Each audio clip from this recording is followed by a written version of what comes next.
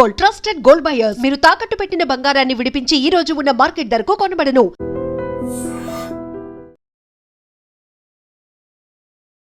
నమస్తే, welcome to I dream talking point with కవిత.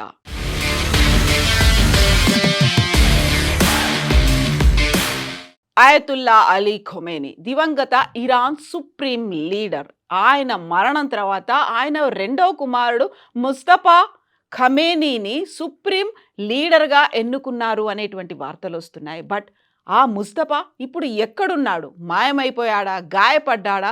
అదృశ్యం ఎందుకు అయ్యాడు? బయట ఎందుకు కనిపించట్లేదు? ఇప్పుడు కనిపిస్తున్న విజువల్స్ అన్నీ ఏఐ క్రియేటెడ్ వీడియోలుగానే ఎందుకని ప్రచారం జరుగుతోంది? అత్యున్నత పదవిలో ఉండగా ఆయతుల్లా అలీ ఖొమేనీని గత నెల 28వ తారీఖున అమెరికా, ఇజ్రాయెల్ జరిపినటువంటి సంయుక్త దాడిలో హతమయ్యారు. ఖమేనీతో పాటుగా ఆయన భార్య, కోడలు, మనవరాలు కూడా చనిపోయారు. ప్రభుత్వ పెద్దలు కూడా ఇందులో మరణించారు. ఖమేనీ హతమయ్యాక ఇరాన్ సుప్రీం లీడర్గా ఖమేనీ రెండవ కుమారుడైనటువంటి ముస్తఫా ఖమేనీ నియమితులయ్యారు. శక్తివంతమైనటువంటి ఇస్లామిక్ రివల్యూషనరీ గార్డ్స్ కోర్ ముస్తఫాను ఖమేనీ స్థానంలో కూర్చోబెట్టింది. 88 మంది మత పెద్దలు ముస్తఫాను సెలెక్ట్ చేసుకున్నారు. అయితే ముస్తఫాను ఇరాన్ సుప్రీం లీడర్గా నియమించడంపై ఇరాన్లో తీవ్ర వ్యతిరేకత వ్యక్తమైంది అనేటువంటి వార్తలు కూడా వస్తున్నాయి. ఒక రకంగా ముస్తఫాను సెలెక్ట్ చేసుకున్న తర్వాత వీధుల్లో వచ్చి సంబరాలు చేసుకున్నారు అనేటువంటి వీడియోలు కూడా కనిపించినప్పటికీ ప్రజల్లోనూ ఇటు మతాధికారుల దగ్గర నుంచి కూడా తీవ్రమైనటువంటి అభ్యంతరాలు వచ్చినట్టుగా ఇప్పుడు అంతర్జాతీయ కథనాలైతే పేర్కొంటున్నాయి. దానికి తాజా ఉదాహరణగా ఖమేనీ రాసినటువంటి వీలునామాని ఇప్పుడు ప్రచురిస్తున్నారు. ఖమేనీ రాసిన వీలునామా ఇప్పుడు వెలుగులోకి వచ్చింది. దీనికి సంబంధించి అంతర్జాతీయ మీడియా వార్తా కథనాల్ని ప్రచురించింది. ఇందులో సంచలనమైనటువంటి విషయాలు ఉన్నట్టుగా వెల్లడిస్తున్నారు. తన వారసుడిగా ఇరాన్ సుప్రీం లీడర్ స్థానంలో కుమారుడైనటువంటి ముస్తఫాను నియమించవద్దంటూ వీలునామాలో ఖమేనీ స్పష్టంగా రాసినట్లుగా నివేదికలు చెబుతున్నాయి. ఈ మేరకు న్యూయార్క్ పోస్ట్ తన కథనంలో వెల్లడించింది.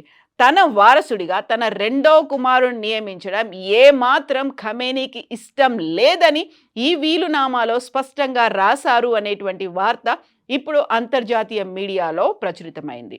వాస్తవంగా ఇరాన్ సుప్రీం లీడర్గా ముస్తఫాను నియమించడంలో చాలా మందికి ఇష్టం లేదు అనేటువంటి మాటని ఈ కథనం పేర్కొంది. చాలా తక్కువ మంది మాత్రమే ముస్తఫాను కోరుకున్నారు అనేటువంటి వార్త ఇప్పుడు కనిపిస్తోంది. తన వారసుడిగా ఆ స్థానంలో ఉండడానికి ముస్తఫా ఏమాత్రం సరిపోడనేటువంటి ఖమేనీ రాసినటువంటి వీలునామాలో ఉంది అనేటువంటి మాట స్పష్టంగా కనిపిస్తోంది. ఈ మేరకు ఇరానియన్ నిఘా నెట్వర్క్లతో సంబంధాలున్నటువంటి ప్రతిపక్ష group national union for democracy పరిశోధన డైరెక్టర్ ఖోస్రో ఇస్ఫహానీ ఈ మేరకు తెలియజేసినట్టుగా కథనంలో రాసుకొచ్చింది.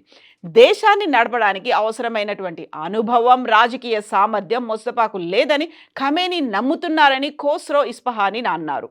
ముస్తఫా ఒక నపుంసక మతాధికారి మాత్రమేనని, రాజకీయ జీవితంలో సాధించింది కూడా ఏమీ లేదని అందులో ఉన్నట్టుగా చెప్తున్నారు. వాస్తవంగా సుప్రీం నాయకుడిని ఎన్నుకునే బాధ్యత క్లరికల్ సంస్థ అయినటువంటి నిపుణుల సభ నిర్ణయిస్తుందని, కానీ ఆ విధంగా జరగలేదనేటువంటి మాట ఇప్పుడు బయటకు వస్తోంది. అంతా ఇస్లామిక్ రివల్యూషనరీ గార్డ్ కార్ప్స్ ఒత్తిడి మేరకే జరిగిపోయిందని ఇప్పుడు స్పష్టంగా చెప్తున్నారు. ముస్తఫా కౌన్సిల్ నుంచి మెజారిటీ ఓట్లను కూడా పొందలేదని, కేవలం ఐఆర్జీసీ ఒత్తిడి కారణంగానే జరిగిందని, చాలామంది మతాధికారుల వారసుడిగా అధికారికంగా ప్రకటించిన తర్వాత సమావేశాన్ని బహిష్కరించి వెళ్ళిపోయారని ఖోస్రో ఇస్ఫహానీ చెప్తున్నారు. ఎక్కువ మంది మతాధికారులు ముస్తఫా నియామకాన్ని వ్యతిరేకించారని, ముస్తఫాను ఒక తోలు బొమ్మలా చూస్తారని, తమ కంట్రోల్లో ఉంచుకునేందుకే ఇస్లామిక్ రివల్యూషనరీ గార్డ్ కార్ప్స్ ఈ విధంగా చేసిందని ఖోస్రో చెప్తున్నారు. అయితే ముస్తఫా నియామకాన్ని ట్రంప్ కూడా తప్పుపెట్టారు. శాంతియుతంగా ఎంతకాలం జీవించలేరనేటువంటి ఒక మాట చెప్పారు. ఖమేనీ మరణించిన తర్వాత ఇరాన్ సుప్రీం లీడర్గా ఎవరుండాలి అనేది తామే నిర్ణయిస్తామంటూ ట్రంప్ గతంలో అనౌన్స్ చేశారు.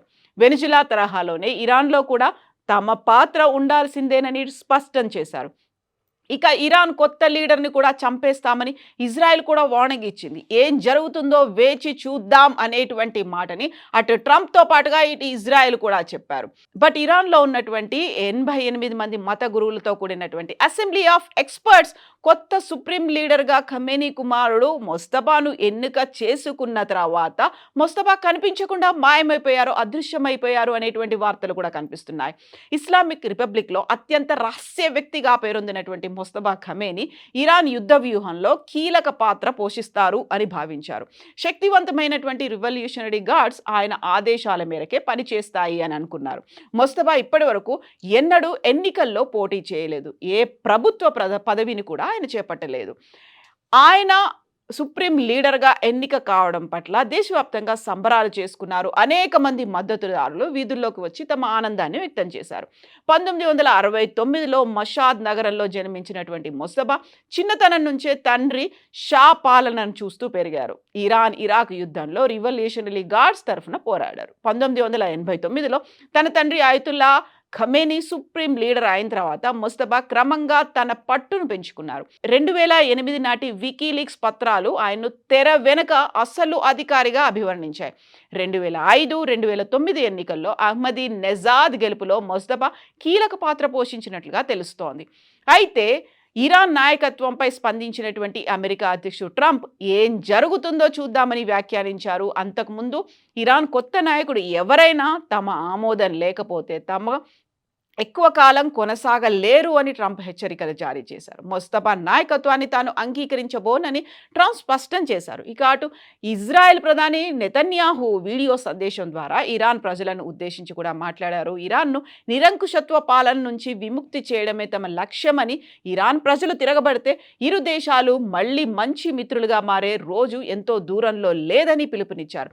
బట్ ఇప్పుడే ఆయన్ని ఎన్నుకున్న తర్వాత సుప్రీం లీడర్ అని అనౌన్స్ చేసిన తర్వాత ఆయన గాయపడ్డారు, కనిపించడం మానేశారు అని ఇప్పుడు అక్కడ ఉన్నటువంటి వార్తలు చెప్తున్నాయి. ఇరానియన్ మీడియా కూడా ఆయన్ని ఒక గాయపడ్డటువంటి ఒక యుద్ధ వీరుడుగా అభివర్ణిస్తున్నారు. గాయం ఎప్పుడు జరిగింది? ఖమేనీ మరణంత సమయంలోనే ఈయన అక్కడే ఉన్నారా, అప్పుడే గాయపడ్డారా, లేకుంటే ఆ తర్వాత గాయపడ్డారా, యుద్ధంలో పార్టిసిపేట్ చేస్తున్నారా, లేదా ఎక్కడున్నారు, ఎక్కడ మాయమైపోయారు అనేటువంటి వార్తలు ఎందుకు వినిపిస్తున్నాయి?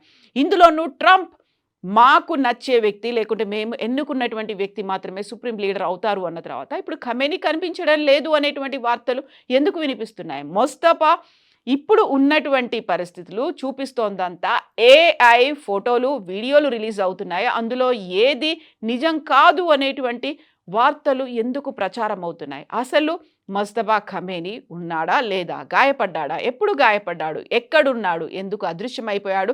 ఎందుకని బయటికి రావట్లేదు? బోల్డని క్వశ్చన్ మార్క్స్ అయితే కనిపిస్తున్నాయి.